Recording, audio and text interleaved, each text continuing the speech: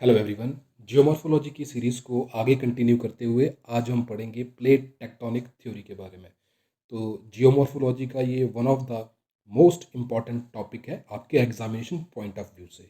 और जो ये थ्योरी है इसको समझने से पहले मैं आपसे रिक्वेस्ट करूँगा कि आप जो प्रीवियस लेक्चर्स हैं हमारे कन्वेक्शन करंट थ्योरी जिसमें समझाई गई है और सी फ्लोर स्प्रेडिंग थ्योरी जिसमें डिस्कस की गई है उनको आप एक बार ज़रूर देखें, क्योंकि उनके जो कंसेप्ट हैं उन्हीं को लेके जो है इस थ्योरी को जो है समझाया गया है। तो जो ये थ्योरी है ये क्या है, मोस्ट इम्पॉर्टेंट थ्योरी है और मोस्ट कॉम्प्रिहेंसिव भी है और मोस्ट साइंटिफिकली जो अप्रूवन थ्योरी है इसी थ्योरी को बोला जाता है। इस थ्योरी के माध्यम से जो हम डायनामिज्म है अर्थ का, जो अर्थ की जो ये मूवमेंट होती है, जो अर्थ क्रस्ट हिलती है, जैसे कि इसकी वजह से क्या क्या फिनोमिनन प्रोड्यूस होते हैं, वो क्यों प्रोड्यूस होते हैं, तो क्या प्रोड्यूस होता है, वॉल्केनो कैसे आएंगे, जो ओरोजेन यानी कि जो हिमालय की जो फॉर्मेशन है, जो माउंटेन बिल्डिंग प्रोसेस है वो कैसे होती है, अर्थ क्यों कैसे आते हैं। तो इन सभी जो ये फिनोमिनन्स हैं इनको समझने के लिए इस थ्योरी का पता होना बहुत ज़रूरी है। तो बात करूँ इस थ्योरी की, तो ये थ्योरी बेस्ड है दो हाइपोथेसिस पे जो हम पहले पढ़ चुके हैं। पहला है आर्थर होम्स का, जिसे बोलते हैं कन्वेक्शन करंट थ्योरी, और दूसरा है सी फ्लोर स्प्रेडिंग थ्योरी जो कि हैरी हेस ने दिया था। तो आर्थर होम्स का जो कन्वेक्शन करंट थ्योरी थी उसमें हमने देखा था कि जो अर्थ की क्रस्ट है वो क्यों मूव कर रही है, क्या अंदर क्या ऐसी चीज़ें हैं अर्थ के मेंटल के अंदर जो ये हीट इतनी प्रोड्यूस हो रही है, ये रेडियो एक्टिव जो सब्सटेंस है इनके डीके से क्या है बहुत ज़्यादा हीट प्रोड्यूस होती है और असेंडिंग लिम्ब होता है, फिर वो क्या करता है, स्प्रेड करता है। तो इस तरीके से जो है अर्थ की क्रस्ट है वो एक दूसरे से दूर जाती है। तो ये सब जो है वहाँ डिस्कस किया गया है। इसका जो लिंक है आपको, इस लेक्चर का लिंक आपको डिस्क्रिप्शन बॉक्स में मिल जाएगा। बात करूँ प्लेट टेक्टोनिक थ्योरी के मेन प्रोविजन की, तो इस थ्योरी में जो है अर्थ का जो ये इंटीरियर है इसको जो है मैकेनिकल रिजिडिटी के आधार पर डिवाइड किया गया है। तो जो सबसे ऊपर है वो क्या है, लिथोस्फीयर है। तो लिथोस्फीयर में क्या आता है, क्रस्ट प्लस अपर मोस्ट जो सॉलिड मेंटल है वो पार्ट है लिथोस्फीयर का। और ये जो लिथोस्फीयर है ये फ्लोट कर रहा है किसके ऊपर, अस्थिनोस्फीयर के ऊपर। अस्थिनोस्फीयर क्या है, सेमी मोल्टन और सेमी सॉलिड एक वीक लेयर है जिसके ऊपर लिथोस्फीयर जो है फ्रीली फ्लोट करता है। और अस्थिनोस्फीयर के नीचे जितना भी हिस्सा है वो क्या है, मीजोस्फीयर बोला गया है। तो इस थ्योरी का ये मेन प्रोविजन था। और साथ ही इन्होंने बोला कि जो सियाल है, दैट इज कॉन्टिनेंटल क्रस्ट जो कि सिलिका और एल्यूमिनियम से बनी हुई है, वो फ्लोट नहीं करती है सीमा के ऊपर। तो सीमा क्या है, ओशियनिक क्रस्ट है जो कि क्या होती है, डेंसर होती है कॉन्टिनेंटल क्रस्ट से। तो सिलिका और मैग्नीशियम से ये बनी होती है। तो इन्होंने बोला कि जो सियाल है वो फ्लोट नहीं करती सीमा पे। और जो ये प्लेट हैं जो कि लिथोस्फीयर मैंने आपको बताया, जो ये सारी जो प्लेट्स हैं ये फ्लोट कर रही हैं अस्थिनोस्फीयर पे जो कि एक प्लास्टिक लेयर है। ये सबसे इंपॉर्टेंट चीज़ इस थ्योरी की है। और जो ये प्लेट्स हैं ये क्या हैं, डिवाइड हुई हुई हैं मेजर प्लेट्स में और माइनर प्लेट्स में। तो इनको बोलते हैं लिथोस्फेरिक प्लेट्स। और यही प्लेट्स जो हैं मूव कर रही हैं और इन्हीं की वजह से जो ये माउंटेन बन रहे हैं, वॉल्केनोज बन रहे हैं, अर्थक्वेक आ रहे हैं। तो इनको भी हम देखेंगे। तो अब बात कर लेते हैं कि मेजर और माइनर प्लेट्स कौन कौन सी हैं। अब देख लेते हैं कि आखिरकार कौन सी मेजर प्लेट्स हैं और कौन कौन सी माइनर प्लेट्स हैं। तो ये मेजर और माइनर जो है साइज के अकॉर्डिंग जो है बनी हुई हैं। तो टोटल कितनी, 6 मेजर हैं और 20 जो है माइनर प्लेट्स हैं। तो 6 मेजर में हम देखेंगे, नॉर्थ अमेरिकन प्लेट है, एक साउथ अमेरिकन प्लेट है, एक अफ्रीकन है, एक यूरेशियन है, एक पैसिफिक प्लेट है, एक इंडो ऑस्ट्रेलियन प्लेट है। और बात करूं माइनर प्लेट के बारे में, तो Cocos plate, नाजका plate, Caribbean plate, Arabian plate, Scotia plate, Philippine plate, ये सब क्या है, माइनर प्लेट्स हैं। तो जितनी भी ये जो मैक्सिमम प्लेट्स हैं ये क्या है, कॉम्बिनेशन है कॉन्टिनेंटल और ओशियनिक पार्ट जो है इन दोनों में मैक्सिमम प्लेट्स में होता है। लेकिन पैसिफिक प्लेट के बारे में याद रखना है, ये क्या है, ट्रूली ओशियनिक प्लेट है। तो ये जो प्लेट्स मैंने बताई आपको, यही आपस में जब इंटरेक्ट करती हैं तो इनके मार्जिन्स पे क्या है, सारी जो ये टेक्टोनिक एक्टिविटीज़ वगैरह है ये सब जो है इसी की वजह से होती हैं, इन मूवमेंट की वजह से होती है। तो इन मूवमेंट को भी हम देखेंगे कि किस तरीके से ये कन्वर्ज करती हैं। कई जगह ये डाइवर्ज कर रही हैं, कई जगह ये ट्रांसफॉर्म प्लेट बाउंड्री बना रही हैं। और बात करूं ओशियन क्रस्ट की, तो ओशियन क्रस्ट क्या है, बसाल्ट से बनी होती है। तो बसाल्ट से बनी है तो इसकी वजह से क्या है, ये बहुत ज़्यादा डेंस हो जाती है। और ये क्या है, इसकी जो साइज है वो पतला है, थिन होती है हमेशा ओशियनिक क्रस्ट कॉन्टिनेंटल क्रस्ट से। तो कॉन्टिनेंटल क्रस्ट क्या है, थिक है, लेकिन ओशियनिक क्या है, थिन है। लेकिन ओशियनिक बनी है बसाल्ट से, इसलिए ये क्या है, बहुत हैवी है। तो जब भी ओशियनिक क्रस्ट जो है कॉन्टिनेंटल क्रस्ट के साथ टकराएगी तो हमेशा हमेशा याद रखना है, ओशियनिक जो क्रस्ट है वो नीचे को सबडक्ट करेगी। तो ये बहुत इंपॉर्टेंट बात है। अब देख लेते हैं सारा कुछ जो मैंने प्लेट्स बताई आपको, 6 मेजर प्लेट्स, इनका जो ये ज्योमेट्रिकल पार्ट है इसको देखते हैं हम कि आखिरकार इनकी शेप, साइज और लोकेशन के बारे में हम एक एक करके सभी को डिस्कस कर लेते हैं। तो बात करूं नॉर्थ अमेरिकन प्लेट की, तो जो इसकी मूवमेंट है ये कहाँ को हो रही है एट प्रेजेंट, ये वेस्ट वर्ड को है शिफ्ट कर रही है, और इसकी जो स्पीड है वो है 4 to 5 सेंटीमीटर पर ईयर। और ये जो प्लेट है ये क्या है, हाफ ओशियनिक है और हाफ कॉन्टिनेंटल है, तो इसको हमेशा याद रखना। बात करूं साउथ अमेरिकन प्लेट के बारे में, तो ये क्या है, वेस्टवर्ड डायरेक्शन में मूव कर रही है, और इसकी जो स्पीड है 3 से 4 सेंटीमीटर पर ईयर है। और ये half oceanic and half continental ये भी है। बात करूं यूरेशियन प्लेट की, तो क्या है, ये मोस्टली जो है कॉन्टिनेंटल प्लेट है, और इसकी जो मूवमेंट है वो है ईस्टवर्ड को ये शिफ्ट कर रही है 2 to 3 सेंटीमीटर पर ईयर। और बात करूं अफ्रीकन प्लेट के बारे में, तो जो इसका जो कोर है वो क्या है, कॉन्टिनेंटल है, और ये सराउंडेड है इससे ओशियनिक क्रस्ट से। इसकी जो मूवमेंट है वो है नॉर्थ ईस्ट को, और ये 4 से 5 सेंटीमीटर पर ईयर मूव कर रही है। बात करूं अगली प्लेट की, वो है इंडो ऑस्ट्रल प्लेट। ये बनी हुई है दो प्लेट से, एक इंडियन प्लेट है, एक ऑस्ट्रेलियन प्लेट है। तो कई साइंटिस्ट इन दोनों प्लेटों को जो है अलग अलग करके पढ़ते हैं, और कई इनको जो है एक इंडो ऑस्ट्रल प्लेट कैटेगरी में रखते हैं। तो बात करूं इंडियन प्लेट के बारे में, तो इसकी जो इंपॉर्टेंट बात है वो है कि इसकी जो है मैक्सिमम वेलोसिटी है मूव करने की, more than 5 centimetre per year की स्पीड से ये मूव कर रही है, और नॉर्थ ईस्ट डायरेक्शन में जो है ये मूव कर रही है। बात करूं ऑस्ट्रेलियन प्लेट की, तो इसकी जो स्पीड है 4 to 5 सेंटीमीटर पर ईयर है, और ये भी नॉर्थ ईस्ट में मूव कर रही है। और इनका जो कोर है ये कॉन्टिनेंटल है, और साथ ही जो है जिससे ये सराउंडेड है वो ओशियनिक क्रस्ट है। तो ये इंपॉर्टेंट है इंडो ऑस्ट्रल प्लेट, जिसमें कि इंडियन प्लेट की जो है मैक्सिमम वेलोसिटी है। बात करूं पैसिफिक प्लेट के बारे में, तो ये ट्रूली ओशियनिक प्लेट है, और ये नॉर्थ वेस्ट डायरेक्शन में मूव कर रही है 2 to 3 सेंटीमीटर पर ईयर। और इसके बारे में याद रखना है कि ये लार्जेस्ट और जो ये डेंसेस्ट प्लेट है वो पैसिफिक प्लेट ही है। तो जहाँ जहाँ भी पैसिफिक प्लेट सबडक्ट करेगी वहाँ पर जो है मोस्टली क्या है, जो है वॉल्केनोज आएंगे, अर्थक्वेक आएंगे, तो रिंग ऑफ फायर जो एरिया है वहाँ पर जो है ये सबडक्ट करती है पैसिफिक प्लेट। बात करूँ अगली प्लेट की, वो है अंटार्कटिका। अंटार्कटिका क्या है, एक कॉन्टिनेंटल मास है, और जो ये अंटार्कटिका जो प्लेट है ना, इसकी जो आसपास वाली जितनी भी जो बाउंड्री है, तो इससे जो प्लेट जुड़ती हैं वहाँ पर क्या है, ये मोस्टली जो है डाइवर्जेंट प्लेट बाउंड्रीज बनाती है।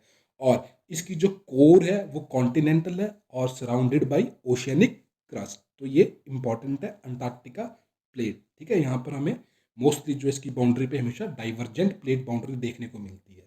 अब बात करूँ kinematical parts of plate tectonic की, तो इसमें हम देखेंगे कि आखिरकार ये जो प्लेट्स हैं आपस में किस तरीके से इंटरेक्ट करती हैं, और किस तरीके की बाउंड्रीज ये बना रही हैं, तो उनके क्या क्या फीचर्स हैं। तो बात करूं पहली, वो है कन्वर्जेंट प्लेट बाउंड्री, दूसरी है डाइवर्जेंट प्लेट बाउंड्री, और तीसरी है ट्रांसफॉर्म प्लेट बाउंड्री। बात करूं डाइवर्जेंट प्लेट बाउंड्री की, तो इसको हम दो सिनारियो में समझेंगे। एक तो ओशियन के अंदर, अगर ओशियन ओशन प्लेट जो है वो आपस में डाइवर्ज कर रही है, और हम एक सिनारियो देखेंगे जब कॉन्टिनेंट में दो प्लेट्स जो हैं, दो कॉन्टिनेंटल प्लेट आपस में डाइवर्ज करती हैं, तो किस किस तरीके के लैंडफॉर्म्स और क्या क्या फीचर्स देखने को मिलते हैं। तो सबसे पहले बात करूंगा मैं ओशियन ओशन प्लेट जब एक दूसरे से डाइवर्ज करती हैं तो क्या होता है, रिफ्ट वैली बनती है। तो रिफ्ट जहाँ बनेगी वहाँ से क्या है, जो नीचे से जो मैग्मा है वो बाहर आएगा, धीरे धीरे क्या है, फिशर वॉल्केनो के रूप में वो बाहर आएगा, धीरे धीरे ये बाहर निकलेगा मैग्मा, और क्या है, ये मिड ओशनिक रिजिस बनाएगा। और जो ये जितने भी जो ओल्डर रॉक्स होते हैं वो धीरे धीरे जो है आगे को शिफ्ट करते जाएंगे और ट्रेंचेस में कंज्यूम हो जाते हैं। ये हम देख चुके हैं कन्वेक्शनल करंट थ्योरी में। तो यहाँ पर क्या दिखेंगे, हमें फिशर वॉल्केनो दिखेंगे, रिफ्ट वैली दिखेगी, और मिड ओशनिक रिजिस हमें देखने को मिलते हैं। और अगर कॉन्टिनेंटल प्लेट जो है, कुछ इस डायग्राम से हम समझेंगे, देखिए अगर कॉन्टिनेंट पे क्या है, डाइवर्जेंट प्लेट बाउंड्री कैसे बनती है। सबसे पहले क्या होगा, नीचे से जो मैग्मा सोर्स होगा वो ऊपर को फोर्स लगाएगा, उसका जो कन्वेक्शनल करंट है वो ऊपर को आके क्या है, अप वार्पिंग करेगा जो अर्थ की क्रस्ट है, जिसकी वजह से क्या है वहाँ पर एक वीकनिंग का जोन बनेगा। और ये देखिए जो ये डाइवर्ज हो रहा है इस तरीके से, तो यहाँ पर क्या है, इसकी मूवमेंट होना इस तरफ को शुरू हो जाएगी और धीरे धीरे क्या है यहाँ पर एक रिफ्ट वैली बनेगी। जब ये रिफ्ट वैली बनती जाएगी और धीरे धीरे जब इसमें पानी इकट्ठा होता जाएगा तो ये क्या है, एक लीनियर सी की रूप ले लेगी। तो इसका एग्जाम्पल है रेड सी। जो रेड सी है वो एक तरीके का क्या है, लीनियर सी है। और ये जो लीनियर सी है विद टाइम धीरे धीरे धीरे धीरे धीरे और बड़ा होता जाएगा और एक पूरा ओशन बेसिन बना देगा। और उसी ओशन बेसिन के अंदर जहाँ से जो नीचे से जो ये मैग्मा निकल रहा था, जो कि सेपरेट कर रहा है, इनको दूर हो रही हैं, जो प्लेट्स दूर हो रही हैं, इसलिए तो ये लीनियर सी से क्या है, ओशन बेसिन बना। तो वहाँ पर जब नीचे देखेंगे हम तो वहाँ पर क्या है, धीरे धीरे फिशर वॉल्केनो निकलते रहेंगे और मिड ओशनिक रिजेस बनते रहेंगे। तो यहाँ पर क्या है, जो मिड ओशनिक रिजेस वाले एरिया में क्या है, माइल्ड अर्थक्वेक हमें देखने को मिलते हैं। तो ये दो फिनोमिनन थे, मैंने समझाया आपको। जब कॉन्टिनेंटल कॉन्टिनेंटल जब किस तरीके से दूर होंगी तो कैसे लीनियर सी और जो है ये फिर ओशन बेसिन बनता है। और हमने पर्टिकुलर ओशन के अंदर भी किस तरीके से जो है ओशन ओशन प्लेट दूर हो रही हैं, वहाँ के फीचर्स भी हमने देखे। तो जो आइसलैंड है वो कहाँ पर जो है, मिड अटलांटिक रिज है, वहाँ पर सिचुएटेड है। तो मिड अटलांटिक रिज क्या है, वहाँ पर जो है जो ये प्लेट्स हैं ये क्या है, आपस में जो दूर हो रही हैं।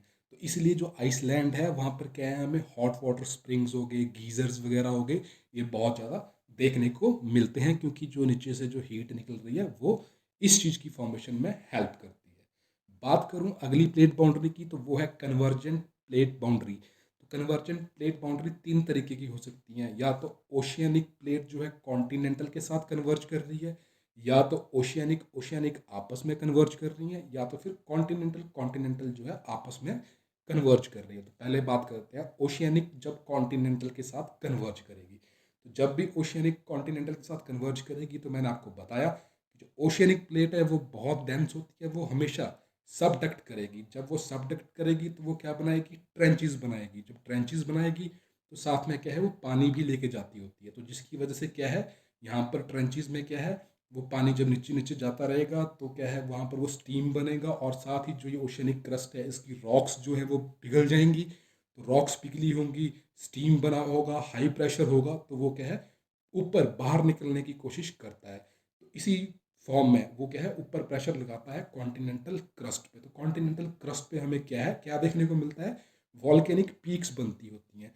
तो एंडीज जो पर्वत, तो जो पर्वत श्रृंखला है एंडीज की, वहाँ पर हमें क्या है, इस तरीके की वॉल्केनिक पीक्स बीच बीच में देखने को मिलती है। और साथ ही जब ओशियनिक क्रस्ट और कॉन्टिनेंटल क्रस्ट जब ये टकरा रही होंगी ना, तो इस वाले एरिया पे क्या है, फोल्ड माउंटेन्स बनते हैं। तो रॉकीज और जो एंडीज हैं वो इसका बेस्ट एग्जाम्पल है। और इन्हीं फोल्ड माउंटेन के बीच में हमें जो है वॉल्केनिक पीक्स देखने को मिलती है। तो वॉल्केनिक पीक कब बनेगी, जब ओशियनिक क्रस्ट सबडक्ट करेगी कॉन्टिनेंटल क्रस्ट के नीचे। और यहाँ पर जो ये वॉल्केनो जो मैंने बताया ना, ये क्या है, बहुत ही एक्सप्लोसिव वॉल्केनो होंगे, क्योंकि हाई प्रेशर टेम्परेचर है, तो ये बहुत जोर से फटेंगे। और इसकी वजह से क्या है, यहाँ पर हाई इंटेंसिटी अर्थक्वेक भी देखने को मिलता है। तो मैंने बताया सारा कुछ आपको, है ना। प्लेट मेल्ट होगी, ओशन वाटर जो है इसके अंदर एंटर करेगा, फिर स्टीम बनेगा, प्रेशर बनेगा, इंटेंस हीट होगी, मैग्मा जो है इरप्ट करेगा एक्सप्लोसिवली, और क्या है, लावा के रूप में वो फ्लो होके ठंडा होगा बाहर। तो याद रखना है, जब वो धरती के अंदर है तो उसे मैग्मा बोलते हैं, और जब वो सरफेस पे आ जाता है और फ्लो करता है तो उसे लावा बोला जाता है। तो ये कुछ इंपॉर्टेंट चीज़ें थी ओशियनिक कॉन्टिनेंटल प्लेट के कन्वर्जेंस के बारे में। बात करूं ओशियनिक ओशियनिक जब प्लेट जो है आपस में कन्वर्ज करेंगी, तो जो रिलेटिवली जो दोनों में जो रिलेटिवली डेंसर होगी ना, वो सबसाइड करेगी। और वही जब सबसाइड करेगी तो वहाँ पर क्या है, ट्रेंच बनेंगे, और क्या है, यहाँ पर भी क्या है, एक्सप्लोसिव वॉल्केनो होंगे। और ये सब चीज़ कहाँ है, ओशन के अंदर ही हो रही है ना, क्योंकि दोनों ओशियनिक है। एक्सप्लोसिव वॉल्केनो होंगे, और ये क्या है, हाईली अर्थ हाई इंटेंसिटी के अर्थक्वेक जो है यहाँ भी हमें देखने को मिलेंगे। और इसकी वजह से क्या होगा, यहाँ पर क्या बनेगा, वॉल्केनिक आइलैंड आर्क बनती है।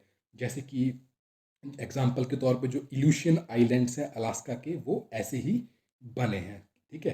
तो जब ओशियनिक कॉन्टिनेंटल जब कर रही थी तो क्या बन रहा था, वॉल्केनिक पीक्स बन रही थी। लेकिन यहाँ पर अब क्या बनेंगे, वॉल्केनिक आइलैंड आर्क बनेंगे, ये इंपॉर्टेंट है। तो जापान भी एक क्या है, आइलैंड आर्क है, जो कि यूरेशियन प्लेट और जो पैसिफिक प्लेट है उनकी जो कन्वर्जेंस से जो है ये चीज़ बनी हुई है, ठीक है। तो पैसिफिक जो पता है ओशियनिक प्लेट है, और यूरेशियन प्लेट जो है, जो उसका आउटर जो कि कॉन्टिनेंट जो ये ओशियनिक पार्ट है वो टकरा रहा है पैसिफिक के साथ। तो इस तरीके से जो है जापान आइलैंड बना है। जो ये इंडोनेशिया, ये फिलीपींस हैं, ये सब क्या हैं, जो है ओशियनिक ओशियनिक कन्वर्जेंस का एग्जाम्पल है। बात करूँ कॉन्टिनेंटल कॉन्टिनेंटल जब कन्वर्जेंस होती है, जब दो कॉन्टिनेंटल प्लेट आपस में कन्वर्ज करती हैं, तो अब वो क्या है, दोनों सबडक्ट तो उनमें से कोई भी नहीं करेगा, दोनों कॉन्टिनेंटल है। तो क्या है वहाँ पर क्या होगा, फोल्डिंग और क्रम्बलिंग ऑफ क्या है, रॉक्स हो जाएगी।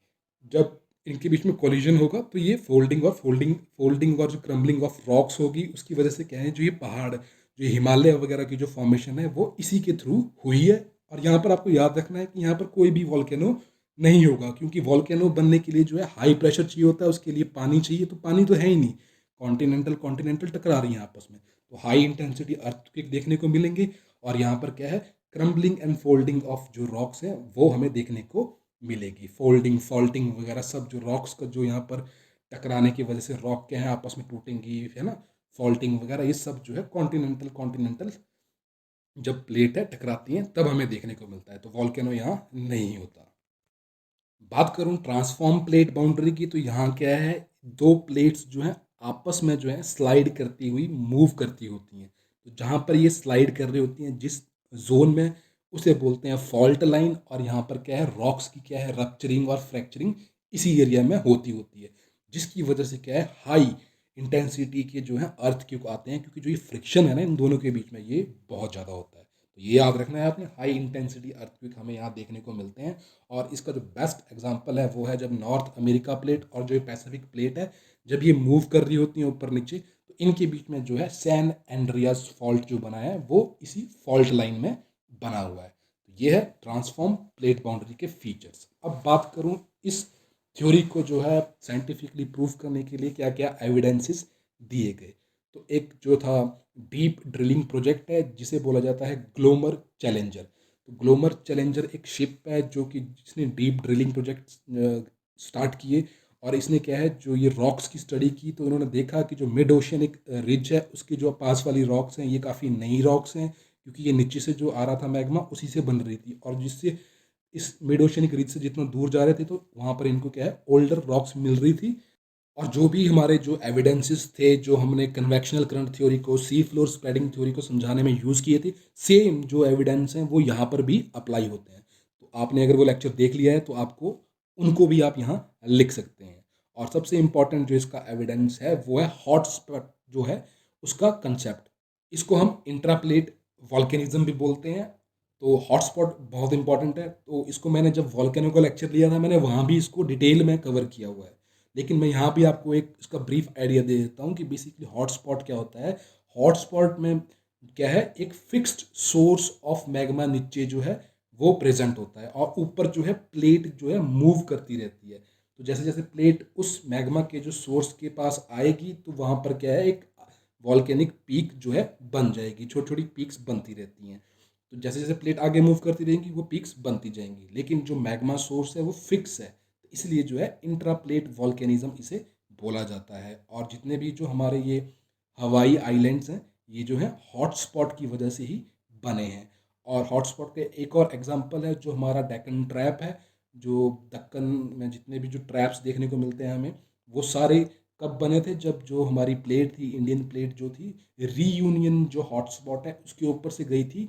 तो क्या था, ये सब चीज़ें जो है बनी थी। तो इन सभी एविडेंस से जो है प्लेट टेक्टोनिक थ्योरी को जो है प्रूफ किया जाता है। तो ये सब था प्लेट टेक्टोनिक थ्योरी के बारे में। अगर आपकी कोई भी क्वेरी है तो आप कमेंट बॉक्स में पूछ सकते हैं, या आप अपना पर्सनल मैसेज हमें फेसबुक पे भी कर सकते हैं।